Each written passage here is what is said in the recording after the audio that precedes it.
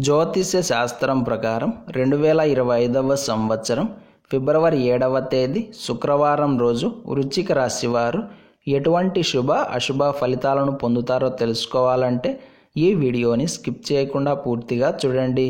అలాగే తప్పకుండా మా ఛానల్ని సబ్స్క్రైబ్ చేసుకోండి.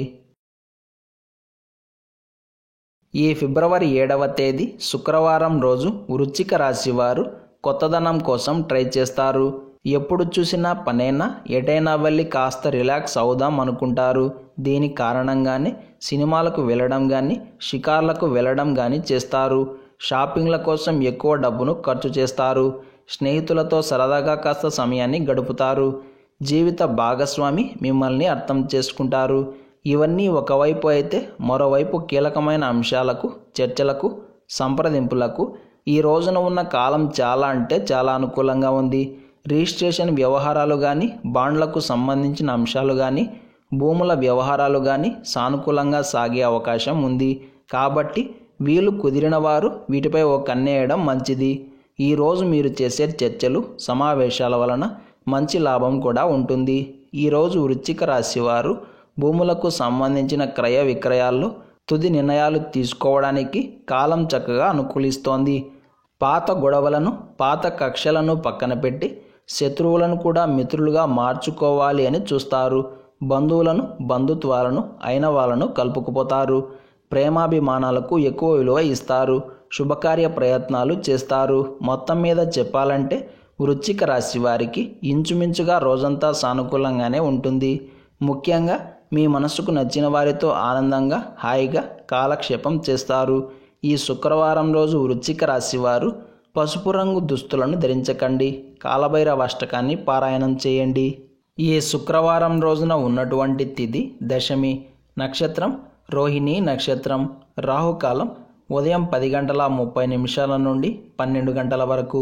యమగండం మధ్యాహ్నం 3 నుండి 4:30 వరకు. దుర్ముహూర్తం ఉదయం 9:06 నుండి 9:51 వరకు. తిరిగి మధ్యాహ్నం 12:53 నుండి 1:38 వరకు. శుభ సమయాలు మధ్యాహ్నం 1:50 నుండి 2:15 వరకు.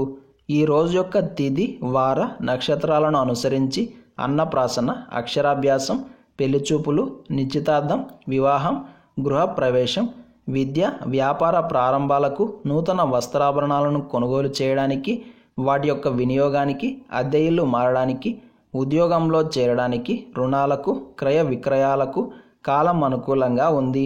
ఈరోజు ఇంటి నుండి క్షేమంగా బయటకు వెళ్ళి క్షేమంగా తిరిగి రావడానికి, విజయం పొందడానికి, బయటికి వెళ్లే ముందు గడప దగ్గర నిలబడుకొని చిటికెడు తెల్ల ఆవాలు మరియు కాస్త ఇంగువ ఎడమ చేతిలో పట్టుకొని బయటకు విసిరేసి ఆ తరువాత దినచర్యను ప్రారంభించండి.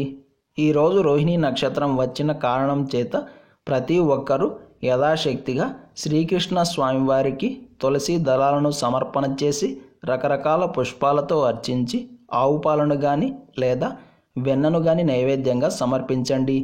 ఇవన్నీ చేయలేకపోతే కనీసం అటుకులు, బెల్లమైన నైవేద్యంగా పెట్టండి. అద్భుతమైన రోహిణి నక్షత్రం ఉన్న ఈ రోజున శ్రీకృష్ణ పరమాత్మను ఆరాధించి తరించండి. ఈరోజు మనమంతా ఓం కమలాలయై నమః అనే మంత్రాన్ని పదే పదే జపిస్తూ ఉండాలి. ఇలాంటి సమాచారం ప్రతిరోజు మీకు వీడియో రూపంలో అందాలంటే వెంటనే మా ఛానల్ని సబ్స్క్రైబ్ చేయండి.